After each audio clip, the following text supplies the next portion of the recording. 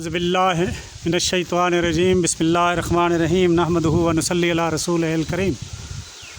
सादिकगढ़ palace में मौजूद हूँ। सादिकगढ़ पैलेस की पिछली तरफ बैक साइड पर राहत मंजिल है। राहत मंजिल में आपको वो जगह दिखाने आया हूँ क्योंकि राहत मंजिल नवाब सुबो सादिक की वफ़ात के बाद, फिर नवाब बहावल की अचानक वफ़ात के बाद तकरीबन जनान खाने की शक्ल अख्तियार कर गया था, जिसमें मर्दों का दाखिला बिल्कुल ममनू था।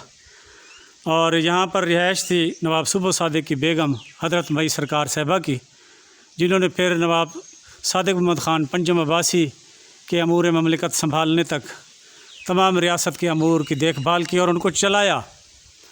और अगर अच्छे हुक्मरानों की और ज़हीन हुक्मरानों की कोई तरतीब बनाई जाए तो नवाब सर सादिक मोहम्मद ख़ान अब्बासी की दादी अम्मा का नाम भी सर फ़हरिस्त होगा। अम्मा बीबी इंतहाई ज़हीन, इंतहाई हमदर्द और बड़ी बावकार औरत होने के साथ साथ इंतहाई ज़ीरक हुक्मरान थी। बुरे भले की इंतहाई तमीज़ रखती थी, दोस्त दुश्मन की पहचान रखती थी। और इस सिलसिले में उन्होंने अपने ख़ानदान को बचाने के लिए और ख़ास तौर पर नवाब सर सादिक मोहम्मद ख़ान अब्बासी की ज़िंदगी के लिए जितनी एहतियात, जितनी खूबसूरती के साथ, जितनी अक्लमंदी के साथ उन्होंने बरती और इस सिलसिले में उनकी मिसालें दी जाती हैं, वो उनको सलाम है। तो मैं इसी जनान खाने में, इसको जनान खाना भी समझ लें राहत मंजिल को, क्योंकि बाद में इस तरफ मर्दों का आना जाना बिल्कुल ममनू था। सिर्फ़ अम्मा बीबी सरकार से मिलने के लिए वज़ीरों मुशीरों में से कोई अगर आता था तो वो बाकायदा उसके लिए इजाज़तनामा लिया जाता था, टाइम मुकर्रर किया जाता था और फिर वो मुलाकात वाला कमरा मैं आपको दिखाऊंगा, जो बाद में फिर नवाब सादिक मोहम्मद ख़ान के लिए मुख्तस भी हो गया।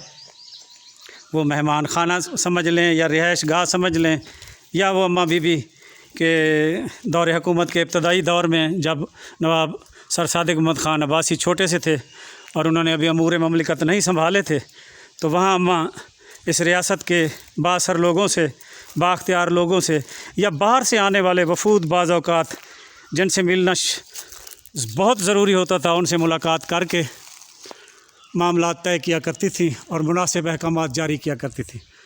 तो मैं आपको यहाँ ले आया हूँ वो निज़ाम दिखाने के लिए जो पानी की सप्लाई का था।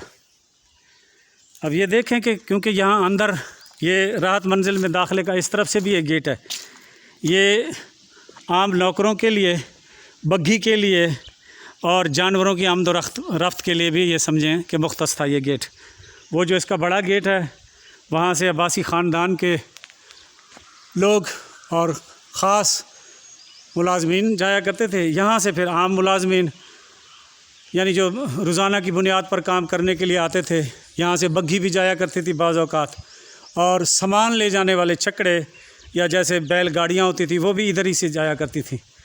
तो इस इमारत में, इस महल में ये देखें, ये पानी का निज़ाम है। ये नहरी पानी का ये नाला पड़ा है, यानी अब जहाँ आपको वो सारी ज़बान ज़्यादा धरबा कि सुक्या सड़ियाँ साविल नज़र दी भी है। यहाँ पहले फूल ही फूल और बहार ही बहारें और सब्ज़ा ही सब्ज़ा होता था। और ये सारा ये जो नाला बना हुआ है, ये इस महल में आपको चारों तरफ और हर इमारत के अंदर मिलेगा। ये उस सब्ज़े को सरसब्ज़ रखने के लिए और उन फूलों को बहारों में रखने के लिए तामीर किया गया था। तो मैं आपको पानी की सप्लाई के बारे में बता रहा था। तो ये देखें, वो जो माशकी थे उस दौर में, जो राहत मंजिल को पानी मुहैया करने के लिए मुकर्रर थे, मोहम्मद बख्श खिच्ची और रहीम बख्श खिच्ची उनका नाम था। ये दोनों भाई थे और दरीना मुलाजिम थे अब्बासी नवाबों के, इंतहाई बाएतमाद, वफ़ादार और शर्म व हया वाले लोग थे। तो पानी की सप्लाई इनके ज़िम्मे थी। लेकिन इसके बावजूद ये आप देखें कि इनको अंदर जाने की इजाज़त नहीं थी। वो पानी की मशकें यहाँ ले आकर गेट के साथ इस इमारत में रख दिया करते थे। वही मशकें यहाँ से फिर एक सिस्टम बना हुआ था, जो फिर ऐसे समझें कि भाई जैसे लाइन होती है या गोल दायरा होता है और उसके ऊपर कोई आप गाड़ी सी चला दें, कोई डब्बा सा बना कर चला दें, ऐसी एक सिस्टम बना हुआ था। वो मशकें उस पर रख दी जाती थी और वहाँ यहाँ से धक्का दिया जाता था, वो मशकें अंदर चली जाया करती थी। और अंदर फिर उन मशकों को जो बीबी माया अंदर काम करती थी, एक जन्नो माई थी, अज़ीम बख्श चन्नड़ की ज़ौजा थी जी। अज़ीम बख्श चन्नड़ भी इसी महल का मुलाजिम हुआ करता था। उनकी ज़ौजा का नाम था जन्नो माई। एक यहाँ बीबी और होती थी, अल्लाह बचाया भट्टी साहब की ज़ौजा थी वो। और एक माई थी भाग भरी, और उसको सत भिराई भी कहते थे, लेकिन असल उसका नाम बुढ़ाई माई था। ये 3 बीबियाँ थीं जो ख़ास अंदर जिनका अमल दखल था राहत मंजिल के अंदर। इन पानी वाली मशकों को फिर वो उठवा कर अंदर ले जाया करती थी, और फिर जो लवाजमात थे, दिल्ले होंगे या कूलर होंगे या जो भी जगह पानी की स्टॉक करने की होगी, वहाँ फिर वो मशकों से पानी उंडेल कर फिर वो वापस मशकें खाली करके उसी चकचके पे डाल दी जाती थी और वहाँ से धक्का दे दिया जाता था। वो फिर खाली मशकें फिर यहाँ बाहर वाले गेट पर आ जाया करती थी, जहाँ से फिर वो माशकी जो थे उठाकर उनको फिर भरने के लिए चला जाया करते थे। और जब तक अंदर पानी की तलब पूरी नहीं हो जाती थी, वो उस वक्त तक मशकें यहाँ पहुँचाया करते थे। अब इन्हीं बीबियों में से मैं आपको बताऊँ, ये जो भाग भरी बीबी थी, इनको सत भिराई भी कहते थे। इनका असल नाम था बुढ़ाई माई।